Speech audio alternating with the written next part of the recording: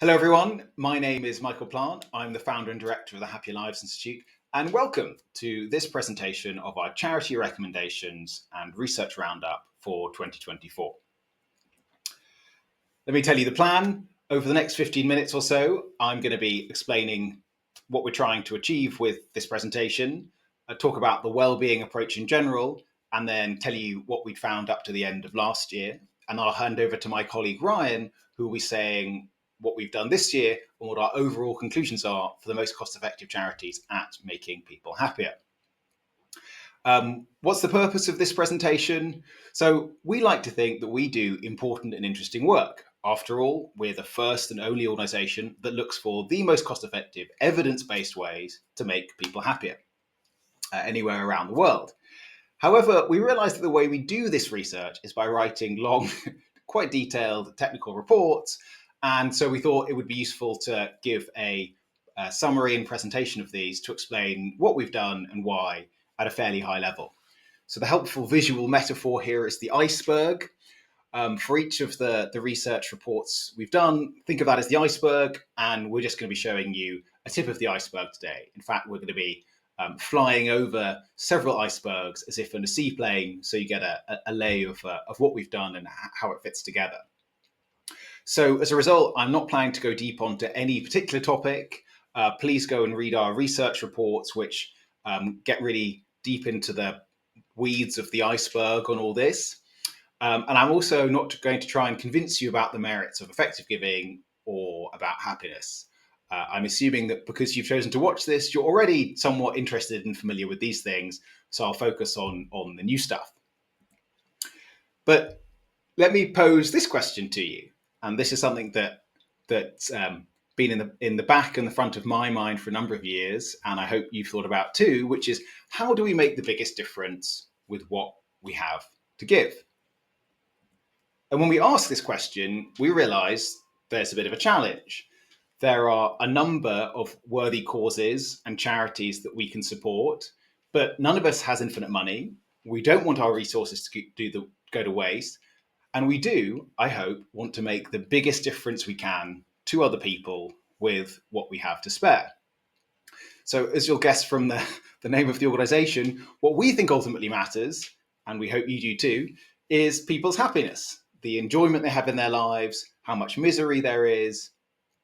And when we think about charities, I think what we have to care about at the end of the day is, are these going to make people happier? That's the standard by which we should judge them by. As a little intuitive test of that, if you gave money to charity and it made no difference to anyone's happiness, you'd probably be disappointed. Okay, so we're looking for the most cost-effective ways to improve human happiness, but there are just so many options there. And the ones you see on your screen now, these are things that we've looked at over the last few, over this year and the previous few years, and we've tried to compare.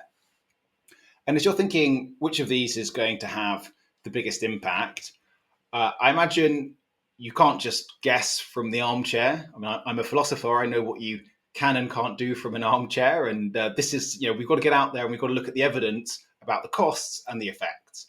And once we do that, we can work out how to make the biggest difference, but we actually need to gather and analyze that information. So what is the method? How do we do this? So we measure impact in well-being life years, aka well-bees. So one well-be is a 1-point increase in life satisfaction for one person for 1 year. So if you go from 6.5 out of 10 to 7 for 2 years, that would be one well-be. And to give you a sense of, well, what is it that causes someone's life satisfaction to go up by 1 point? If you go from unemployed to employed, when you account for the effect of having a job and the effects of extra income, that's probably a 1-point increase in life satisfaction from the data we have. Or if you go from depressed to not depressed, that's going to be slightly under 1 point. And we can use this approach because there's now lots of information out there on research has been going on over decades. Millions of people around the world have had their subjective well-being measured through these surveys one way or another. In the UK, the Office of National Statistics has been collecting this for 10 years. About 2 years ago, the Treasury approved assessing government policy in terms of its impact and value for money in terms of well-being. And there are a couple of other organisations which take this approach. So we think we're in good company, and this is the new least bad way of working out what really makes a difference. And the reason we got started is that although there had been lots of background research into what's good and bad for happiness, it didn't seem like anyone had tried to work out the most cost-effective ways of improving it. And that's what got us going. So is this focus on happiness, is this a new crazy idea? Well, in 1809, Thomas Jefferson said the care of human life and happiness is the first and only legitimate object of good government. Jeremy Bentham, writing a few decades before, said the greatest happiness, the greatest number, is the foundation of morals and legislation. So at the time this Enlightenment idea was being cooked up, the fastest you could move was the horse. That was the height of traveling technology. And over that time, technology has really moved along quite a way. In 1968, man got to the moon. But it was only a few years after that that surveys on happiness started, with the US General Survey in 1972. And it was about 40 years after that actually any research began to try and find the most cost-effective ways of using happiness using this self-reported well-being data. So we thought it was about time that we should be doing this. After all, this seems pretty important. So what do we do? So we look for the most cost-effective ways globally to improve happiness. We measure impact in well-being life years, aka well-bees. And as an organization, we focus mostly on life-improving charities in the Global South. We focus on the Global South because that's where we think your money is going to go furthest. And the life-improving bit I'll talk about in a moment. So what do? We do theoretical and applied research, primarily leading to charity recommendations. But if you're watching this and you're not thinking about giving to charity, maybe you work for a government or for an organization, then this can still be useful to you too. If you're wondering, I've got some funds I want to spend, I want to get good value for money, and I care about people's well-being, then you can use the same sort of methods to work out what's going to make the biggest difference. The Happy Lives Institute, we're a small team spread around the world. We've got 4 full-time researchers, not including me. It's a total of 7. 3 of us happen to live in Bristol, but we're all over the place. And our work is free. So we're able to do this because donors provide us with money, and we produce all of our reports and put them on our website so you can read them. We aim to be transparent in what we do to make our assumptions and the evidence we use and how we reach our conclusions clear and write it out in full so that it's understandable, or at least it's understandable if you're a little bit persistent. We won't pretend all of our reports are page turners. That's why we're doing the webinar. And we're impartial as well. So we don't take any money from the charities we recommend them.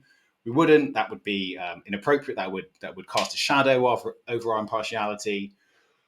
We do have a clear goal that we're interested in. We want to find the best ways to improve happiness, but we're open-minded as the means by which to achieve that end. We just want to find the best stuff. We don't know what that is. That's why we do the research. Okay, so hopefully you're asking yourself, right, but how do you evaluate causes in charities, and what have you found? Well, I'm glad you asked, dear viewer. Here's the nuts and bolts of what we do. We start by gathering primarily academic research, which has some well-being data in it. So measures of happiness, life satisfaction, reports of mental health, something that's subjective. Then we look at the effects at the start and try and look at them over time to give us the total effect for a person that receives some intervention. We'll cover some interventions later on. You've already seen a number of them. We apply some adjustments to try and make the evidence we have relevant, things like accounting for publication bias, or if the study is of a slightly different topic than the charity we're interested in. We account for spillovers, so not just the effects on the individual who might receive some assistance, but the impacts on those they live with. And this allows us to estimate the total effect per intervention in terms of self-reported well-being. And then because we're doing value for money, we need to look at the costs to implement whatever it is the charity is doing. So as I say, when we started, there had been no previous research into cost effectiveness estimates of charities in terms of well-being anywhere at all. So we were starting from scratch. So where should we start looking? Where should we put the pieces of start to try and put the pieces of this jigsaw puzzle together? So the first thing we looked at was cash transfers to very poor families in the global south, as provided by an organization like Give Directly. They provide $1,000 cash transfers. That's about a year's household income. So what we did was we conducted a systematic review and meta-analysis. This ended up being published in Nature Human Behavior.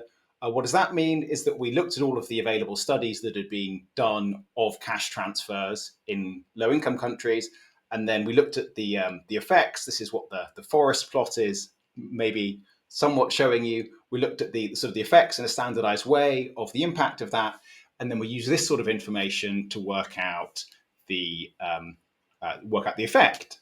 And then from that, we can also get to the cost effectiveness. Cash transfers are interesting because they act as a very plausible benchmark we can compare other charities to. Poverty obviously is pretty bad, and so providing cash transfers to pull people out of it seems like a very sensible, plausible intervention. There's a wide evidence based on it, and because cash is cash everywhere, that allows us to kind of make a pretty sensible estimate. We concluded that that for $125 you can cause one well-being through cash transfers. That figure shouldn't really mean anything to you, at least not yet, because we're interested in comparisons, and you need the comparisons to put it in context. The second thing we looked at was deworming. So this has been recommended by our fellow charity evaluator GiveWell, who don't take a well-being approach, as a very plausible intervention. And the idea was that children get intestinal worms. You can provide some medication which kills the worms. And the case for deworming mainly relied on one long-term study, which found that if you treated children with worms, they would earn more money later on. And so it was a way of getting children out of poverty. And our small contribution to this was that in the one long-term study, the KLPS, that the case for the income-based case for deworming was relied upon. We looked at some happiness data in it, and when you look at the happiness data, there seems to be no clear evidence of long-run effects on deworming. So deworming may well be very impactful, but there isn't any good evidence to support that. So that's why we ended up not recommending that one. The third option we looked at, another charity crowd favorite, is antimalarial bednets. Again, a long-standing recommendation of GiveWell. In particular, the Against Malaria Foundation, which for about $2 can provide a bednet. The bednet protects people who are sleeping, so the mosquitoes can't get in and infect people with malaria. And for about $5,000, you could expect to save a life, according to GiveWell's calculations.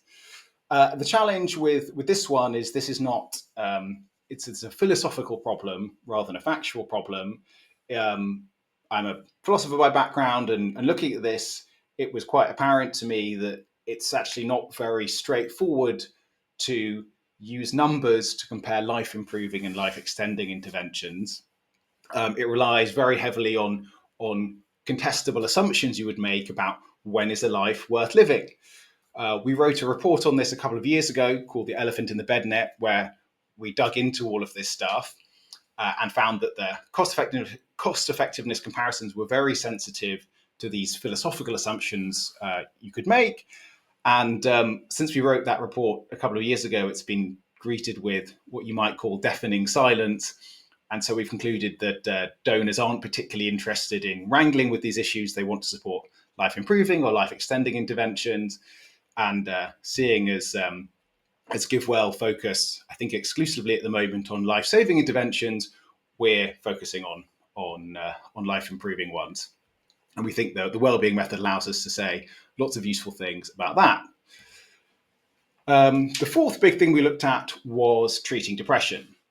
So I'm sure many of you know, or we know now, just how debilitating mental health problems can be. You may have been depressed, or you may know someone, you almost certainly know someone else who has, and you know just how much suffering it can cause.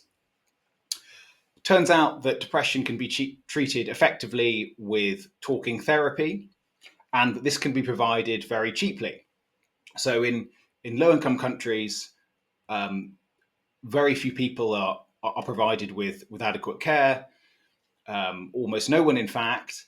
But there's lots of research into task shifting, where non-specialist counsellors are given some training, and then they provide therapy to people who have been diagnosed with depression. And we looked at a couple of organizations here. One was StrongMinds, which provides interpersonal group therapy for depression.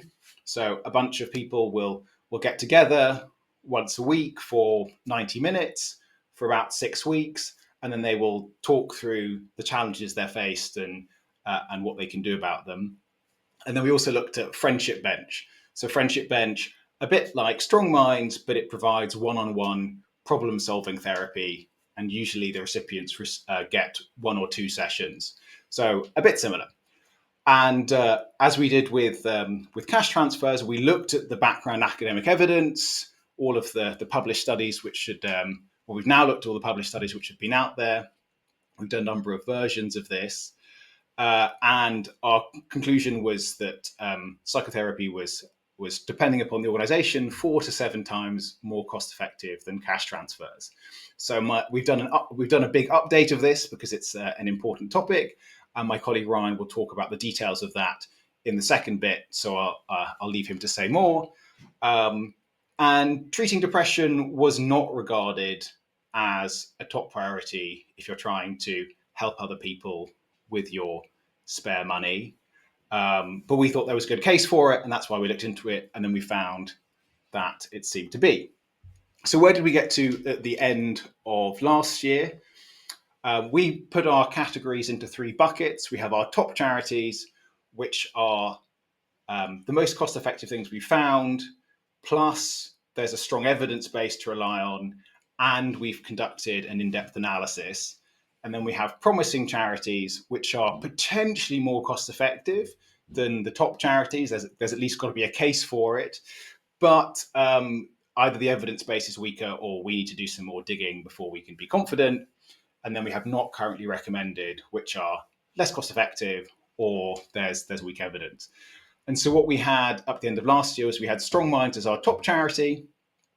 Friendship Bench was a promising charity. We thought it might be more cost effective than Strong Minds. Indeed, that's what our numbers said, but we didn't feel like we understood the method and the underlying evidence as well. We had the Against Malaria Foundation as a top charity. That depends upon which of these views you take on how to do the comparison. We're since focusing on life improving intervention, so we're going to be that one will fall from the new list. And then we had Give Directly and deworming charities as not currently recommended because of cost effectiveness or concerns about evidence based.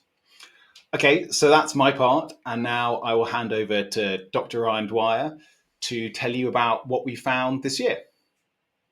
Thanks, Michael. And hi, everyone. My name is Ryan Dwyer. I'm a senior researcher at the Happier Lives Institute. Glad that you've tuned in today, and I look forward to giving you a brief overview of the work that we've done this year. As Michael discussed, in our prior work, we are developing our approach and doing some initial deep investigations. We looked at potential top charities and compared their cost effectiveness in terms of well-being for the first time. We found psychotherapy was the best life-improving option that we've seen so far. So for this year, we had 2 main objectives. First, we wanted to explore a range of new causes that we thought would have good opportunities to improve well-being. The 4 new cause areas are nutrition, parenting, crime, and lead exposure. Within these areas, we've looked at 5 new charities in total. The second goal for this year was we wanted to do a big update of our previous psychotherapy analysis. This is because this is our leading recommendation, and we wanted to update it with new data and refined methods to address some uncertainties that we've had. Okay, so let's jump in and look and discuss our updates for the psychotherapy analysis for 2024. Since this is our main recommendation, I'll explain the general steps that we take in our analysis. So the first part of our analysis is to gather data. In this case, we have 3 sources of evidence to estimate the impact of the charities. So the first source of evidence that we have is that we conducted a systematic review and meta-analysis of randomized controlled trials of psychotherapy in low and middle income countries. This source of evidence shows whether psychotherapy works in general in this context. The second source of evidence that we have is charity-related RCTs. So this is more relevant evidence, but there's less of it. And then finally, the third source of evidence is charity monitoring and evaluation data. This is the most direct or relevant evidence that we have, but it's not from a randomized controlled trial. So we give it less weight than we would otherwise. Then finally, we combine the estimates that we get from these different sources of evidence to get our final estimate of the impact of these charities. But we don't just want to know the immediate effect of the intervention. We also want to know how long it lasts. So we use the evidence of long-term effects to estimate how long the effects last over time. So in the case of psychotherapy, we estimate that there's a large immediate effect that gets smaller over the course of 4 years. Okay, we then apply adjustments for internal and external validity to remove bias and to increase the accuracy of our estimates. And then we add household spillovers to account for the impact that the intervention has on other people. It's worth noting that this was the 4th iteration of this analysis, and people who are familiar with our past work might wonder what's different from our last analysis. So in brief, we've added 44 new studies. We've added a risk of bias assessment and excluded studies that have high risk of bias. We've double-checked all of our data that we've extracted from the studies. We've included a new randomized control trial related to StrongMinds. This is from Baird et al. 2024. Some of you may be aware of this study. And while we include it in our new analysis, there are some notable limitations to the study. So we think its relevance to StrongMinds is somewhat limited. I won't discuss it here due to time, but we do discuss it in depth in our report. So for anyone interested, I recommend that you do look at our report for information about this study. Okay, so we've also added the charity monitoring and evaluation data, which I mentioned previously. We've updated our methods for combining evidence sources, and we've conducted charity site visits. So we've actually gone on the ground and seen how the charities are implementing their programs in practice. And finally, we've updated details like the cost of providing the service to individuals for 2024. Okay, so here you can see the results of our evaluation. We have Friendship Bench on the left and StrongMinds on the right. So we estimate that the overall impact of a client going through Friendship Bench is 0.8 well-bees. And recall that 1 well-bee is a 1-point increase on a satisfaction with life scale for 1 year.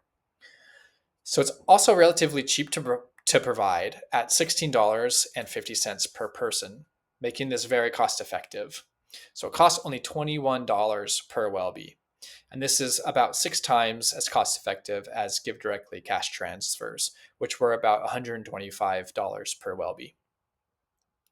So for about the cost of a restaurant meal, you can improve someone's life satisfaction by 1 point for an entire year. And now compared to Friendship Bench, StrongMinds has a slightly bigger effect, but also higher costs. So this is largely due to the fact that StrongMinds clients attend about 4 to 5 more sessions than Friendship Bench clients do. So in the end, the cost effectiveness is roughly the same. So overall, Friendship Bench and StrongMinds are 2 of the most cost-effective and well-evidenced charities that we have evaluated to date. And StrongMinds remains a top charity for 2024. And this year, Friendship Bench moves from being a promising charity to being a top charity. So if you're looking to have impact backed by evidence, we think that these 2 charities are the best things that we know about so far. Okay, now I'll give a briefer overview of some of our new and promising charities that we've looked at. We think that these are likely highly cost effective, but we need stronger evidence or more investigation for them to be a top charity. We see these as being relatively higher risk, but possibly higher reward opportunities. The first charity is Pure Earth, which is an organization working on eliminating toxic pollution. We're all aware that lead is bad for you. Lead is a heavy metal that's toxic to humans, especially children. Lead affects well being through multiple pathways, such as cognition, crime, an increased risk of personality disorders, and physical health, which can all in turn lead to lower well being. And while lead might not seem like a pressing concern because it's largely been eliminated in high income countries, it's still an enormous issue in low and middle income countries, as it's found in many products like paint, spices, and cosmetics. Nearly half of all children in low and middle income countries are considered to have lead poisoning. So, why hasn't lead been removed in low and middle income countries? Well, it's a combination of a lack of awareness, limited resources, inadequate enforcement. Governments simply aren't aware of the issue, or they just don't possess the technical knowledge to solve the problem. So, Pure Earth solves both of these issues by first advocating to governments and then providing technical assistance to help them follow through with eliminating lead.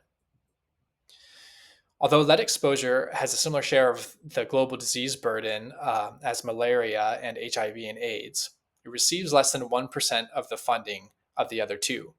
So, in this graph showing the funding that all of these different issues receive, you'll notice that the slice of the pie for lead is not even visible on the graph with the naked eye. It's under 1%. So in Ghana, there's a popular type of eyeliner called chilo that's applied to both girls and boys, and even at a very young age. This sort of eyeliner has regularly been found to have very high levels of lead. This is bad for children because it can be absorbed through the skin and ingested through hand-to-mouth contact. So to date, there have been no analyses that we're aware of that have looked at the cost effectiveness of tackling lead in cosmetics, whether in terms of outcomes of well-being or otherwise. So we think that this is the first analysis on this topic. So Pure Earth intends to tackle this problem in two parts. The first will involve advocacy to the government and data collection to help them target and neutralize the source of lead in cosmetics with regulations and enforcement. They expect that this will take about 2 years. The second part will involve technical assistance to ensure new regulations are followed and enforced. This part will be carried out over about 3 years. And in total, the intervention is expected to cost about $1.8 million. Unfortunately, there are no randomized controlled trials showing how reducing lead exposure improves well-being over the lifespan. So instead, we combined a few different sources of information to get our cost effectiveness estimate. So first, we estimate lead levels due to cosmetics in Ghana based on data and modeling from Pure Earth. Second, we predict how much Pure Earth will reduce this exposure based on Pure Earth's track record of similar advocacy efforts. And third, we use 2 correlational studies on the general link between lead levels and well-being. Putting this all together, the results show that the average effect across 9 million children in Ghana will be affected by this intervention. So we see that the effect is 0.025 well-bees. However, the effect will be larger for children who have higher exposure to cosmetics, and it might be 0 for those who aren't exposed to cosmetics. So again, these are average effects, which is why they're so small, but individuals will be affected in different ways and have meaningful changes to their well-being. And so this works out to being only $9.23 per well-be, which is extremely cheap. And in fact, this is the highest cost effectiveness that we've seen in any charities that we've evaluated so far. And if we relax some of the conservative assumptions that we make in our analysis, we actually think that the cost effectiveness could be even higher. And it could be only 74 cents per well-be, which is just an astounding figure. However, we do note that the evidence here is weak, and as we don't have any causal data on the impact of lead on long-run well-being. So this is a more speculative analysis compared to our top charities. And we want to do more research on this topic in the future. Okay, next I'll discuss a charity called Taimaka, which addresses acute malnutrition in Nigeria. Globally, there are 45 million children who are estimated to be malnourished. And tragically, of these, 3.1 million will die. But even for those who live, the experience of malnutrition can have lifelong consequences on physical and cognitive health and social emotional development. There's consensus that the best way to address acute malnutrition is to feed kids a high-calorie, nutrient-rich, peanut-based paste alongside providing basic medical care to prevent or treat infections. So we performed a shallow evaluation of a program in Nigeria doing exactly this, run by an organization called Taimaka. So there are a lot of organizations addressing malnutrition. So you might wonder, why are we looking at Taimaka in particular? So there's two good features about Taimaka that are important for small grant makers. The first is that this is a small organization with only one program, so you know exactly where your money is going. The second is that Taimaka is very focused on cost effectiveness and that they're looking for ways to innovate. And they're also very transparent and willing to share their data. And amazingly, Taimaka also has a 95% recovery rate. So their program is very effective. So for our analysis, of course, it's unethical to run randomized control trials that withhold food and medical treatment to children. So we have to extrapolate the effects from other evidence. Here we use broader evidence about the effects of malnutrition and treating malnutrition. So we have three estimates based on three different evidence sources. Two of these sources are looking at different types of nutritional supplements. So the first is something called Atole, which is a corn-based protein supplement. And the second is SQLNS, which stands for small quantity lipid-based nutrient supplements. So both of these are just alternative versions of the supplements that individuals would receive through Taimaka. And then the final estimate uses evidence on the long-term scarring effects from experiencing famine. And so these are studies from the Netherlands and China. So when we combine these estimates, we assign equal weight to each event as we're uncertain which is the most informative. But fortunately, all the estimates are fairly similar, improving our confidence in the results that we get. Okay, so here we find that the life-improving effects of alleviating malnutrition lead to an overall effect of 5.6 well-bees due to the benefits over a child's lifetime. The cost is only $87 for a cost effectiveness of $15 per well-bee, making this 9 times as cost effective as Give Directly cash transfers. However, if you're someone who places a high value on saving lives, then adding the life-saving benefits would improve the cost effectiveness even more. And depending on your particular philosophical view, it could be as low as only $7.50 per well-bee. However, our evidence for Taimaka is probably the weakest of the charities that we've evaluated this year. So we do have some uncertainties, but at face value, of course, alleviating malnutrition seems like a very likely intervention that will impact long-term well-being and be cost-effective. So we think that this is a good bet for anyone who's interested in tackling this problem. Okay, our third charity is called the icddr, which provides a parenting program in Bangladesh to improve parenting practices.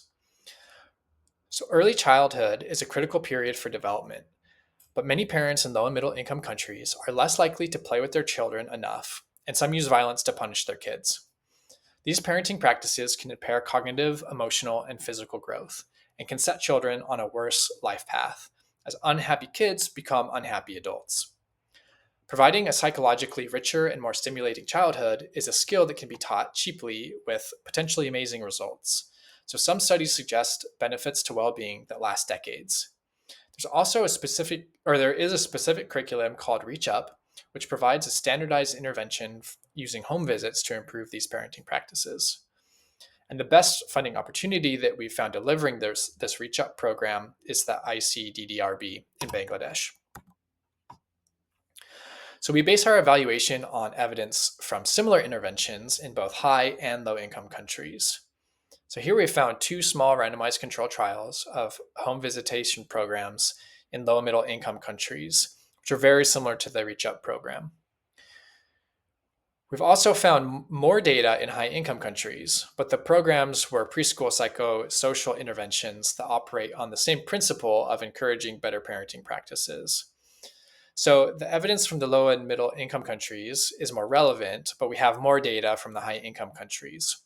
So balancing these two factors, we end up giving equal weight to the two different sources of evidence that we have in our analysis. So we find that the Reach Up program delivered by icddr has relatively large effects of 5 well-bees, considering that this is such a simple intervention. And we think that the well-being benefits can last for decades.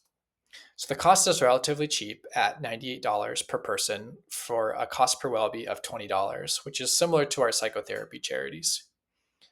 And while we have several randomized controlled trials of similar programs, they're relatively small and not directly looking at the icddr. So we think that this evaluation is somewhat speculative. Okay, our last promising charity is the Network for Empowerment and Progressive Initiative, or NEPI. So NEPI is an organization trying to reintegrate high-risk young men living at the margins back into society with a combination of cognitive behavioral therapy and cash transfers to reduce criminal behavior. Urban crime is a costly issue that negatively impacts cities around the world. And being a victim of crime can have profound and lasting negative effects on a person's life, creating a sense of vulnerability, which can disrupt mental well-being. But crime doesn't just affect its direct victims, it can ripple out and impact the entire community, leaving a lasting mark on social cohesion. Crime is particularly prevalent in Liberia, where 1 in 2 people report being victimized by crimes. And most urban violence is committed by a small number of young men. So given the clear role that crime plays indirectly and indirectly causing misery, seems like a potentially cost-effective way to increase well-being. So NEPI works with high-risk youth, delivering an intense course of cognitive behavioral therapy that attempts to improve self-regulation.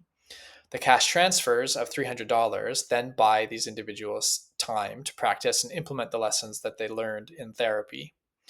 And while it may seem far-fetched, a randomized control trial studying the program found that it averted over 300 thefts per criminal over the course of 10 years.